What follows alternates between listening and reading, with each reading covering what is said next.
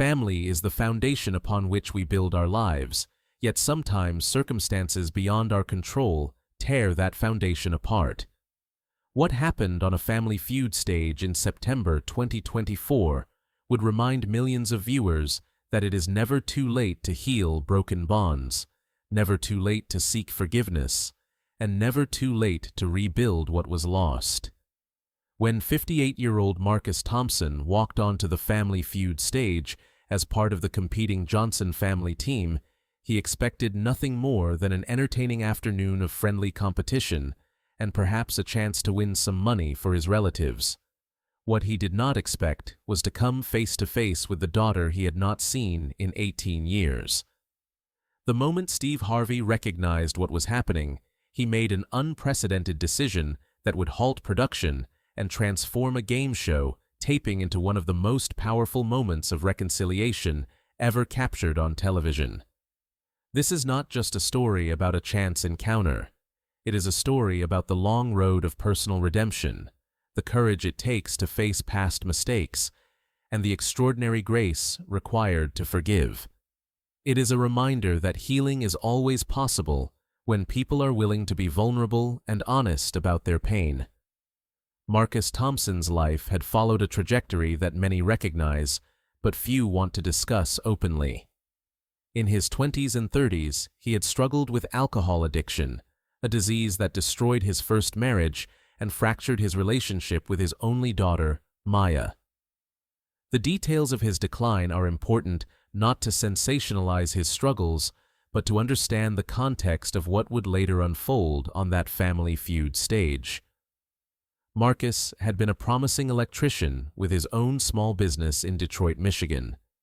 He had married his high school sweetheart, Jennifer, and they had welcomed their daughter Maya in 1998. For the first 8 years of Maya's life, Marcus had been a present and loving father. Friends and family described him as devoted, always attending Maya's school events and spending weekends teaching her to ride a bike and helping with homework.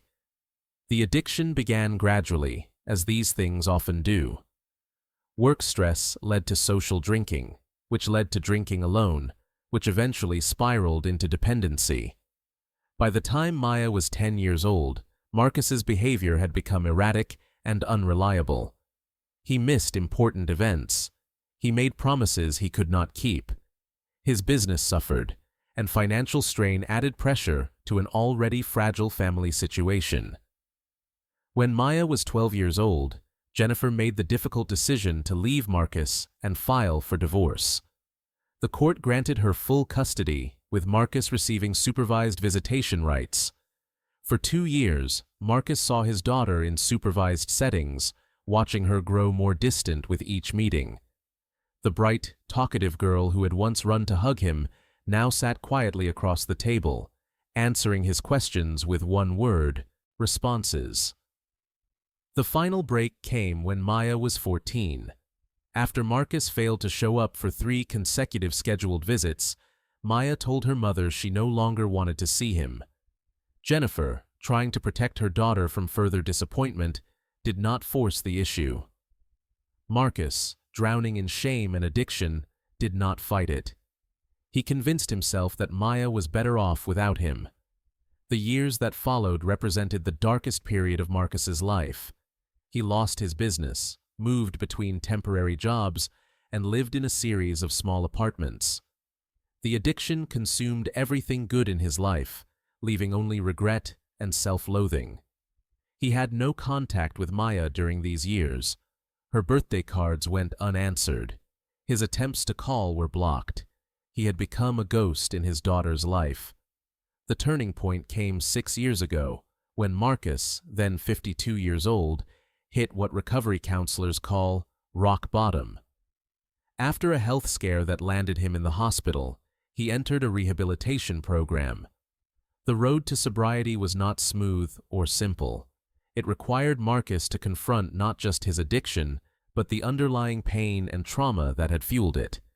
It required him to face the reality of all the harm he had caused, particularly to Maya. Recovery programs emphasize making amends to those you have hurt, but Marcus faced a unique challenge. Maya had made it clear through her mother that she did not want contact with him. Respecting her boundaries while dealing with his own guilt became part of his ongoing recovery work. His counselor helped him understand that amends sometimes means respecting someone's need for space and focusing on becoming the person you should have been all along. Marcus rebuilt his life piece by piece. He got certified in HVAC repair and found steady work. He joined a support group that met twice weekly. He volunteered at a community center, mentoring young people struggling with addiction. He did not do these things to earn redemption or to prove anything to anyone. He did them because recovery had taught him that true change happens through consistent action, not grand gestures. Marcus had maintained relationships with his extended family throughout his recovery. His cousin, Robert Johnson, had been particularly supportive, offering encouragement without judgment and helping Marcus stay accountable. When Robert's family was selected to appear on Family Feud, he invited Marcus to join them as part of the team. Robert thought it would be a fun experience and a celebration of how far Marcus had come in his recovery. Marcus agreed, seeing it as an opportunity to do something normal and joyful with family who had stood by him. He had no way of knowing that this decision would lead to the most significant moment of his life since beginning his recovery journey. While Marcus was working on his recovery, Maya had been building her own life. The absence of her father had shaped her in complex ways. She had graduated, high school with honors, earned a degree in social work, and now worked as a counselor for at-risk youth. Those who knew her story often remarked that she had turned her pain into purpose, using her experiences to help others navigate difficult family situations. Maya rarely spoke about her father. When asked, she would say simply that he was not part of her life, and she had made peace with that. But making peace with absence is not the same as healing from abandonment. Maya carried wounds that she had learned to manage but had never fully addressed. At 32 years old, Maya was engaged to be married. Her fiancé, David, was a teacher who had encouraged her to consider therapy to work through her feelings about her father before their wedding. Maya had been hesitant, but she loved David and wanted to enter their marriage without unresolved emotional baggage. She had recently started seeing a therapist who specialized in family trauma and addiction. One of the therapeutic exercises her counselor suggested was to attend events that brought her joy and allowed her to be present in the moment. Maya loved game shows and had always wanted to attend a live taping of Family Feud. When tickets became available for a September taping in Los Angeles, David surprised her with a trip. They planned to make a weekend of it, combining the show taping with some sightseeing. Neither Marcus nor Maya knew the other would be at that Family Feud taping on September 15, 2024. Marcus was focused on supporting his cousin's family. Maya was simply looking forward to seeing Steve Harvey live and enjoying a fun afternoon with her fiancé. The universe, it seemed, had other plans. The atmosphere in a Family Feud studio is designed to be energetic and exciting. The audience arrives early, goes through a warm-up routine with a producer who teaches them when to clap and cheer, and then waits in anticipation for Steve Harvey to make his entrance. Maya and David were seated in the third row, close enough to see everything clearly, but not so close that cameras would focus on them frequently. The Johnson family was competing against another family from Texas. Marcus stood in the lineup with his cousin Robert, Robert's wife Patricia, and two of Robert's adult children.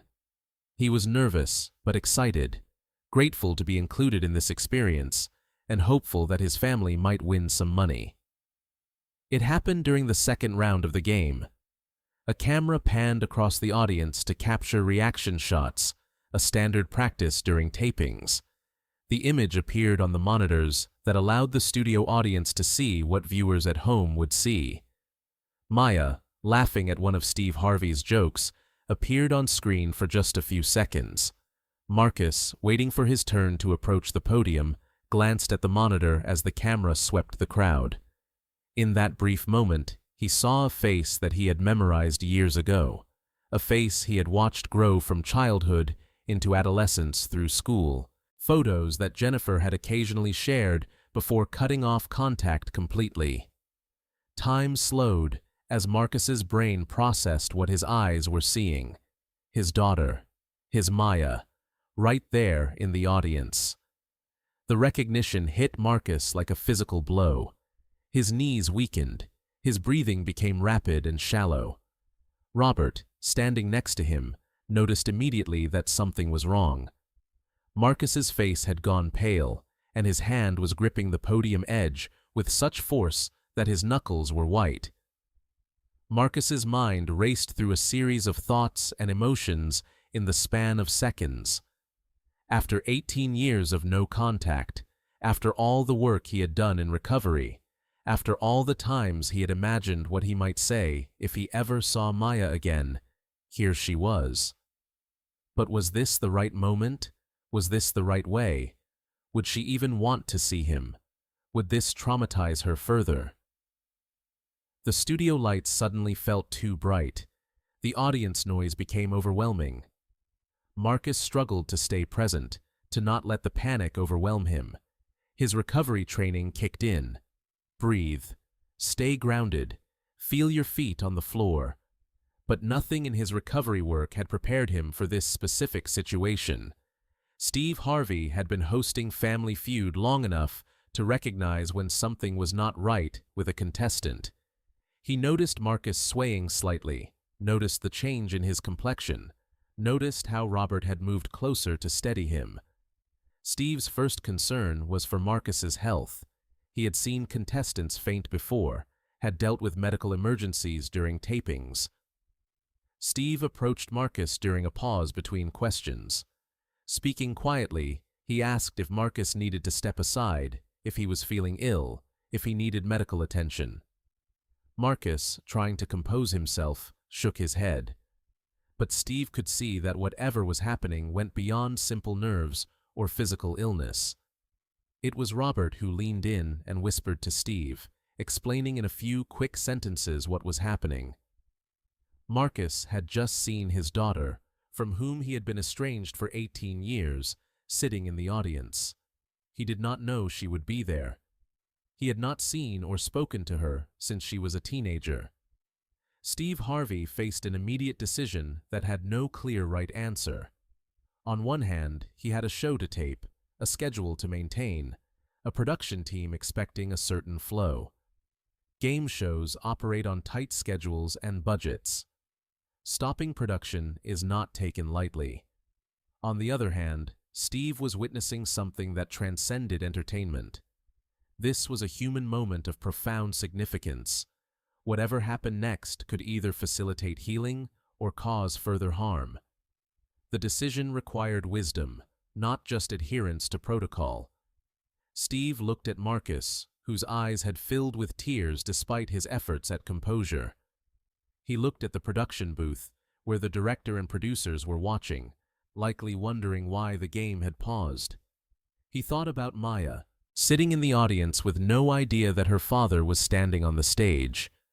Maya had not noticed Marcus yet. The Johnson family all looked vaguely familiar in the way that large extended families sometimes do, but she had not registered Marcus specifically. She was enjoying the show, laughing at Steve Harvey's reactions, leaning against David's shoulder during breaks in taping. When Steve stopped the game and asked for a moment, Maya assumed it was a normal production pause. Perhaps equipment needed adjustment, or someone needed to use the restroom. She pulled out her phone to check messages, comfortable in her ignorance of what was unfolding on stage. Steve Harvey made his choice. He walked over to the production booth and spoke directly to the director. The conversation was brief, but firm. Steve explained the situation and made it clear that he would not continue the game until this family matter was addressed properly. The cameras needed to stop rolling. The audience needed to understand what was happening. This moment needed to be handled with care and dignity, not captured for entertainment value. This decision reflected something important about Steve's character and values. He had built his career on entertainment, but he had also built it on authenticity and respect for human dignity. He understood that some moments are too sacred to be reduced to content. Steve Harvey's authority on his show is absolute. When he told the production team to cut the cameras and pause the taping, they complied immediately. This was unprecedented in the show's history.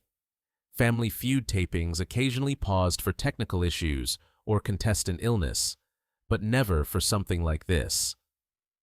Steve addressed the studio audience directly. He explained that something significant was happening that required sensitivity and privacy. He asked for their patience and understanding. The audience, sensing the gravity in his voice, fell silent. Steve asked Marcus to step aside from the game area to a quiet corner of the stage. He invited Robert to come along for support. Speaking in low tones that the audience could not hear, Steve asked Marcus what he wanted to do. Did he want to approach Maya? Did he want Steve to speak to her first? Did he want to simply leave and not disrupt her day? Marcus struggled to articulate what he wanted. Part of him desperately wanted to see Maya, to speak to her, to apologize for all the years of absence. Part of him wanted to protect her from any distress this encounter might cause. He had spent 6 years learning to respect boundaries and to put others' needs before his own desires. But he also knew that running away from difficult moments had been a pattern of his addiction years. Robert offered crucial perspective. He reminded Marcus that healing often requires courage from all parties involved. He suggested that at minimum, Maya deserved to know that her father was there and to have the choice of whether to engage or not. Taking away her agency by making the decision for her would not be respectful of her as an adult.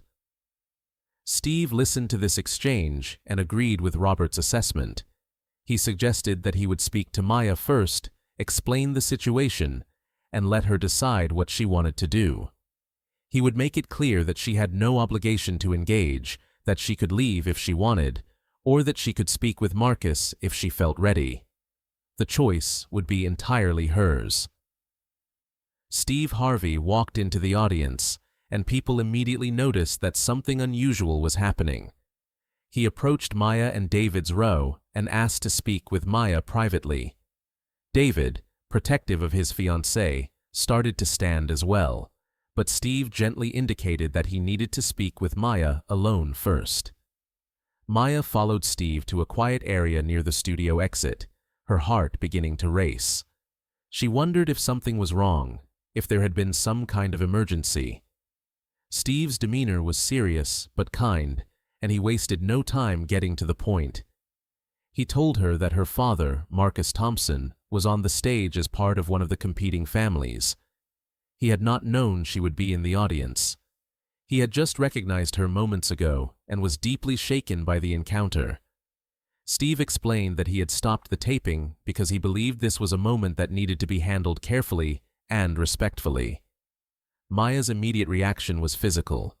She felt her stomach drop, felt her hands begin to shake. The last time she had seen her father, she had been 14 years old, angry and hurt, telling her mother she never wanted to see him again. Now she was 32, had built an entire adult life, and suddenly here he was. Steve gave Maya time to process. He did not rush her or pressure her toward any particular response. He simply stood nearby, offering a supportive presence while she worked through the shock. Maya's mind flooded with memories. Her father pushing her on the swings at the park. Her father missing her 8th grade graduation. Her father promising to come to her soccer games and then not showing up. Her father's slurred speech on the phone. The smell of alcohol that she had learned to associate with disappointment. But she also thought about the work she had been doing in therapy. Her counselor had talked about how carrying anger and resentment, even justified anger, can become its own burden. They had discussed how forgiveness does not mean excusing harmful behavior, but rather releasing yourself from the weight of constantly reliving past hurts. Maya asked Steve about her father's current state. Was he still drinking? Was he healthy? Steve shared what Robert had told him, that Marcus had been in recovery for 6 years, that he had rebuilt his life, that he had maintained sobriety through consistent work and support. After several minutes of silence, Maya made her decision. She would speak with her father, not because she owed him anything, not because she had forgiven him, but because she was curious about who he had become, and because running from this encounter would mean always wondering what might have happened if she had faced it. She asked Steve if David could be present for the conversation. Steve agreed immediately and went to get David, explaining the situation to him. David, who had heard many stories about Marcus but had never met him, wrapped his arm around Maya's shoulders and told her he would support whatever she needed. Steve Harvey understood that this conversation needed to happen in a controlled environment. He arranged for Marcus and Maya to meet in one of the production offices adjacent to the studio. He would facilitate the initial introduction and then step back to give them privacy while remaining available if needed. The production team had been informed that the taping would resume after this matter was resolved. Some crew members were frustrated by the delay, but most understood that they were witnessing something more important than television scheduling. When Marcus and Maya finally stood face to face for the first time in 18 years, the moment was almost too heavy to bear. Marcus looked at his daughter, now a grown woman, and saw both the child he remembered and a stranger he had never known. Maya looked at her father and saw a man who seemed smaller and older than the figure from her memories, someone who looked both familiar and foreign. Steve made brief introductions. Marcus, this is Maya and her fiancé, David. Maya, as you know, this is your father, Marcus. Then Steve stepped back, giving them space while remaining close enough to intervene if needed. The silence stretched for what felt like an eternity, but was perhaps only 30 seconds.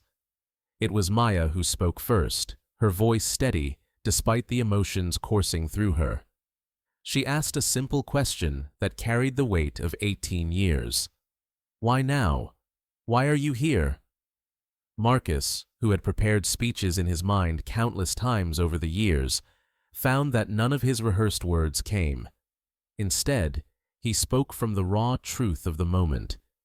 He explained that he did not know she would be there, that seeing her had been a complete shock, that he had not sought this encounter, but now that it was happening, he was grateful for it. He told her about his recovery, not as an excuse for the past, but as context for who he had become. He acknowledged the pain he had caused without minimizing it or asking for immediate forgiveness. He told her that he thought about her every day, that her absence from his life was a consequence of his own choices, and that he respected whatever boundaries she needed to maintain. Maya listened without interrupting. When Marcus finished speaking, she took a moment before responding. She told him about her life, about her work helping young people from difficult family situations, about how his absence had shaped her in ways both painful and purposeful.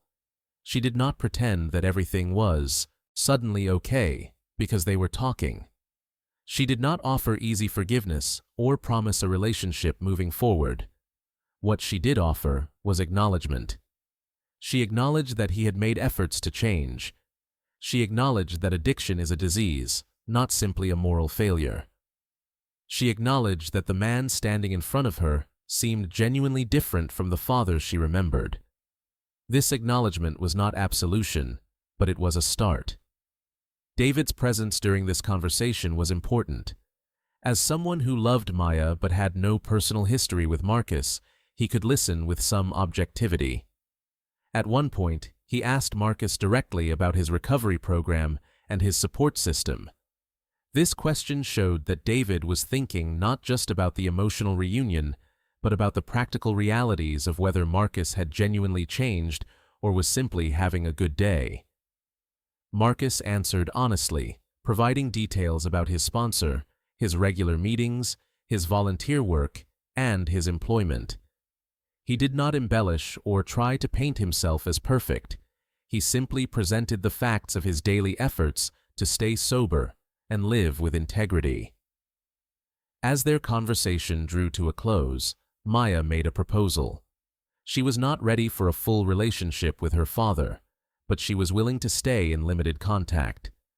Perhaps an email exchange to start, then possibly meeting for coffee in a few months if both felt comfortable. She would set the pace and the boundaries, and Marcus would need to respect them without pressure or expectation. Marcus agreed immediately. He thanked Maya for even being willing to have this conversation, for not simply walking away. He thanked David for supporting Maya and for being willing to be present during such a difficult encounter. He promised to respect whatever boundaries Maya set and to earn back trust through consistent action over time, not through words or promises. When the conversation concluded and Marcus and Maya emerged from the office, Steve was waiting. He pulled them both aside and spoke to them about what he had witnessed. He told them that in all his years in television, he had rarely seen something as brave as what they had just done. Facing painful history requires courage from all parties involved. He offered his own perspective as someone who had made mistakes as a father and had worked to rebuild those relationships. He shared that healing is not linear, that there would likely be difficult moments ahead, but that the willingness to try was itself meaningful. Steve also made an important promise. None of this encounter had been filmed. The production cameras had remained off throughout. This was not content for television, but a private family matter that happened to occur in a television studio. He would ensure that what had happened remained confidential unless Marcus and Maya decided otherwise. After nearly 90 minutes, the Family Feud taping resumed. Steve returned to the stage and explained to the audience that a family matter had required attention and thanked them for their patience. He did not provide details, respecting the privacy of everyone involved. The audience, which had been remarkably patient, applauded.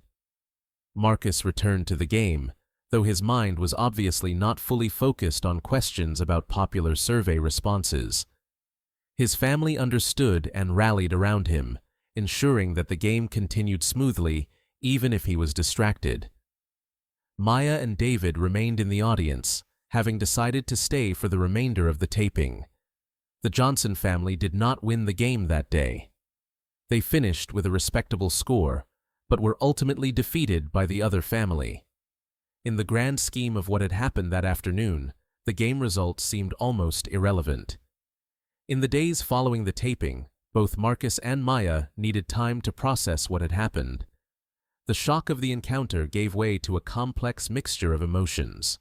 For Marcus, there was hope mixed with fear that he might somehow damage the fragile new connection. For Maya, there was relief at having faced a long-avoided confrontation mixed with uncertainty about what kind of relationship, if any, she wanted with her father. True to her word, Maya sent Marcus an email 3 days after the taping.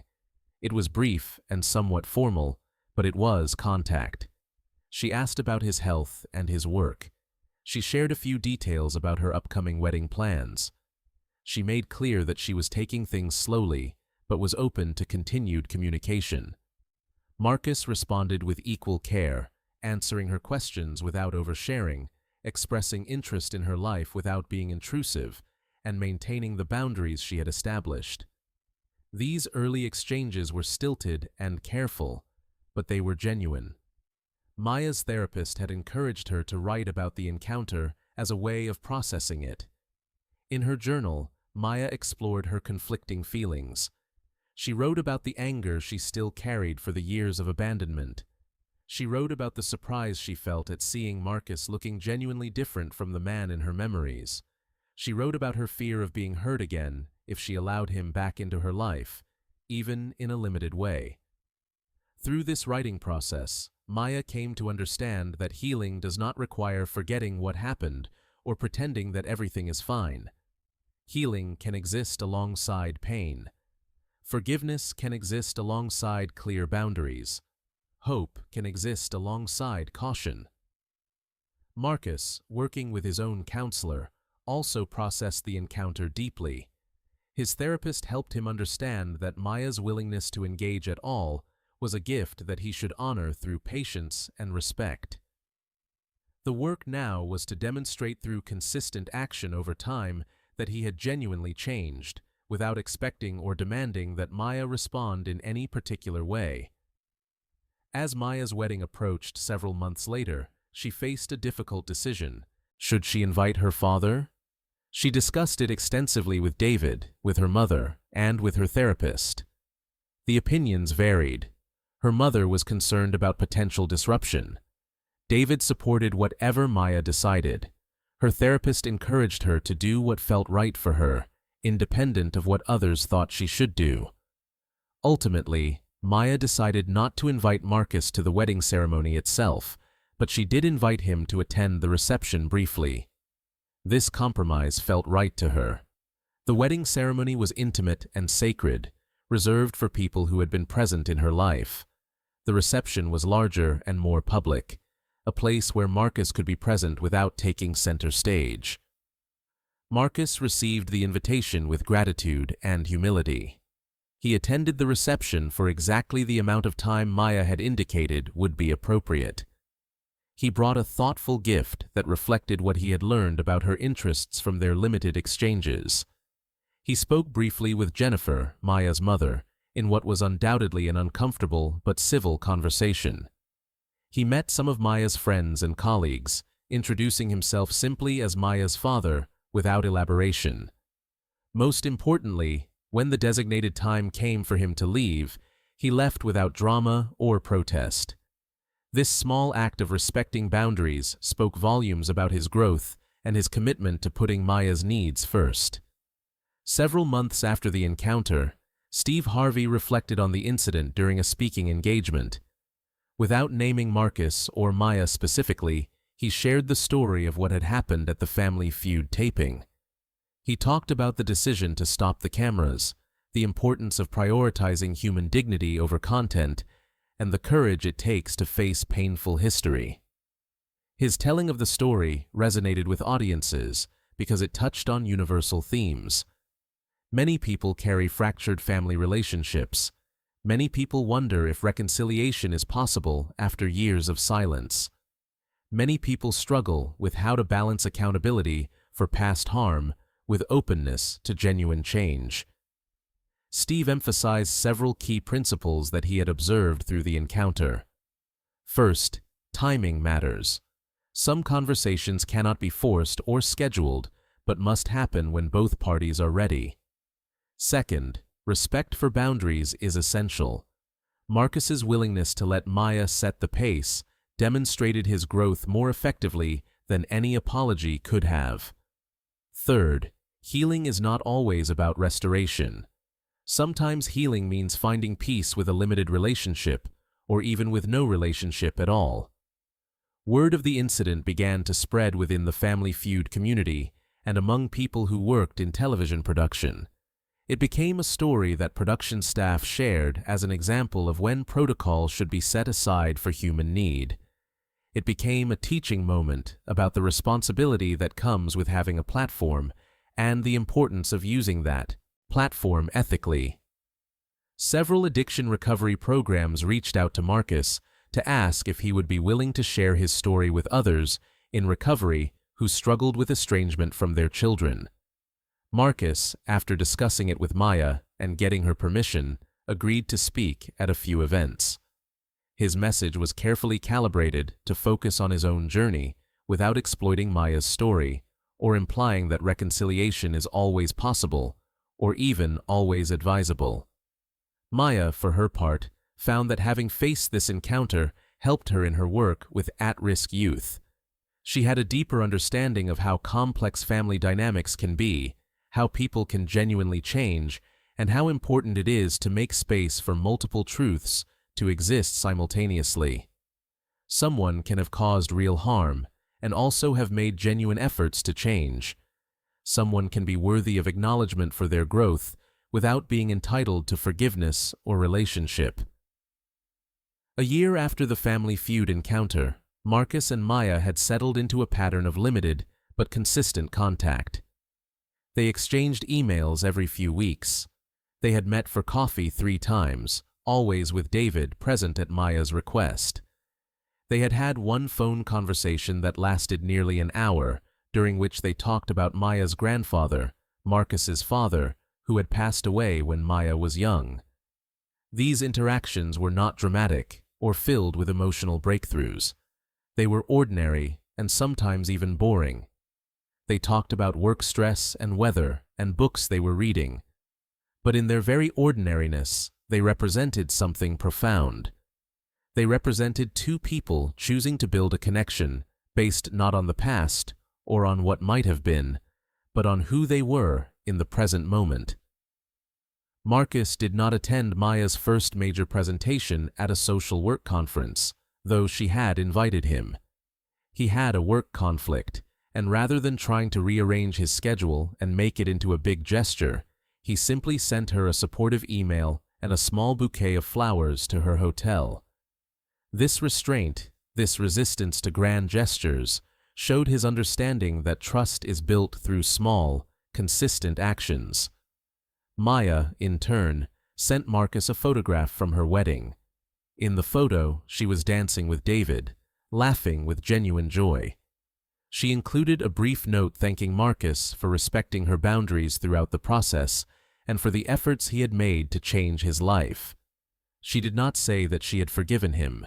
She did not say that everything was okay between them, but she acknowledged his presence in her life, however limited, and that of Marcus and Maya offers several important lessons for anyone navigating family estrangement, addiction recovery, or the complex process of reconciliation.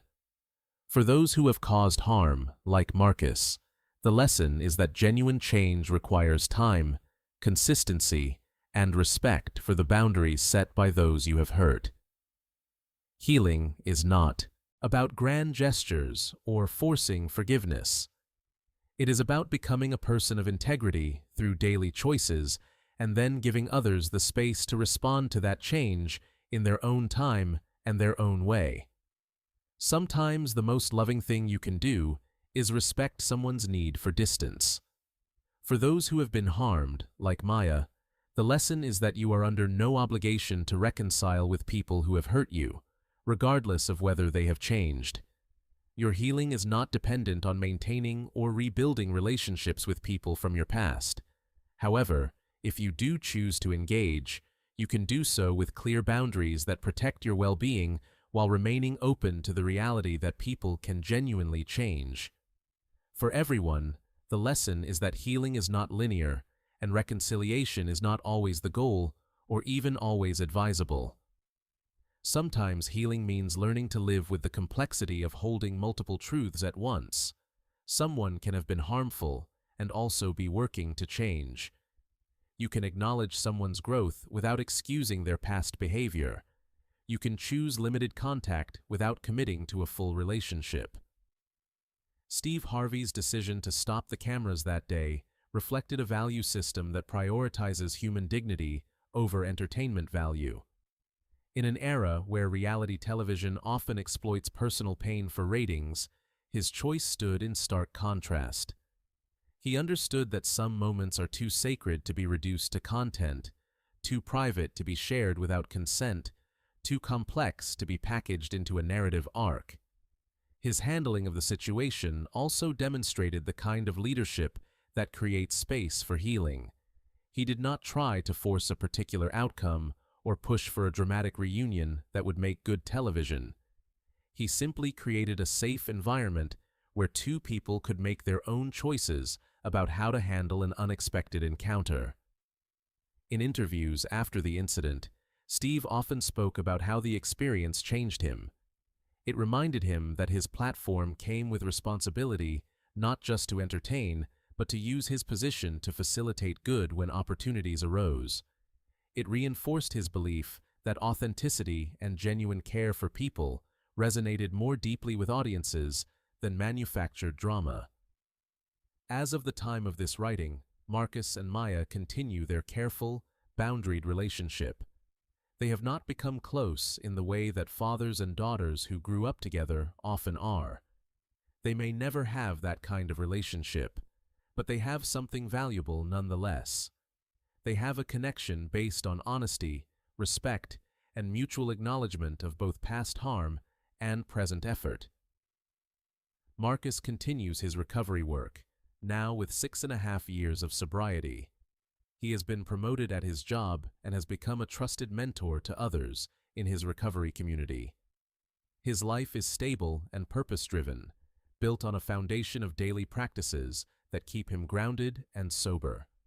Maya and David are building their life together, recently buying their first home and talking about starting a family in the next few years. Maya has been promoted to a supervisory role at her agency, where she trains new social workers in trauma-informed care. Her work is informed by her own experiences, but not defined by them. The Family Feud. Taping where they encountered each other has become a strange footnote in both their lives. It was not the beginning of their healing journey, which both had been working on independently for years. But it was a catalyst, a moment that forced a confrontation that might not have happened otherwise. Whether that confrontation was ultimately beneficial remains something both continue to process. The story of what happened on that Family Feud stage in September 2024 is not a fairy tale with a perfect ending. It is a real story about real people navigating the complicated terrain of family estrangement, addiction recovery, and the possibility of limited reconciliation. It reminds us that life rarely provides the neat resolutions we see in scripted entertainment. Healing is messy, reconciliation is optional, and forgiveness does not erase the past. But it also reminds us that courage, honesty, and respect for boundaries can create space for connection even after years of pain and separation. Marcus and Maya's encounter teaches us that it is never too late to face difficult truths, never too late to attempt connection, and never too late to honor both the harm that was done and the efforts to change. It teaches us that healing does not require forgetting, that forgiveness does not require restored relationship, and that acknowledging someone's growth does not mean excusing their past behavior. Most importantly, it teaches us that small, consistent actions over time matter more than grand gestures. Marcus did not win back his daughter through dramatic declarations or elaborate apologies. He created the possibility of connection through 6 years of daily sobriety, through respecting Maya's boundaries without complaint, and through demonstrating through action that he had genuinely changed. The decision Steve Harvey made that day to stop the cameras reflected an understanding that some moments transcend entertainment. His willingness to prioritize human dignity over production schedules created the space for Marcus and Maya to handle their encounter with privacy and respect. In doing so, he demonstrated the kind of ethical leadership that the entertainment industry needs more of. Leadership that recognizes that real people's real pain deserves to be treated with care, not exploited for content. As we reflect on this story, we are invited to consider our own fractured relationships, our own possibilities for healing, and our own capacity to hold complexity. Not every estranged relationship can or should be reconciled. Not every person who has caused harm has genuinely changed. Not every painful history has a redemptive arc, but some do. And in those cases, having the courage to face difficult truths, the wisdom to respect boundaries, and the patience to let healing unfold in its own time can create something valuable, even if that something looks different from the restored relationship we might have imagined. The cameras may have stopped rolling that day at Family Feud, but the real story continues in the small, ordinary moments between a father and daughter who are slowly, carefully learning to know each other again.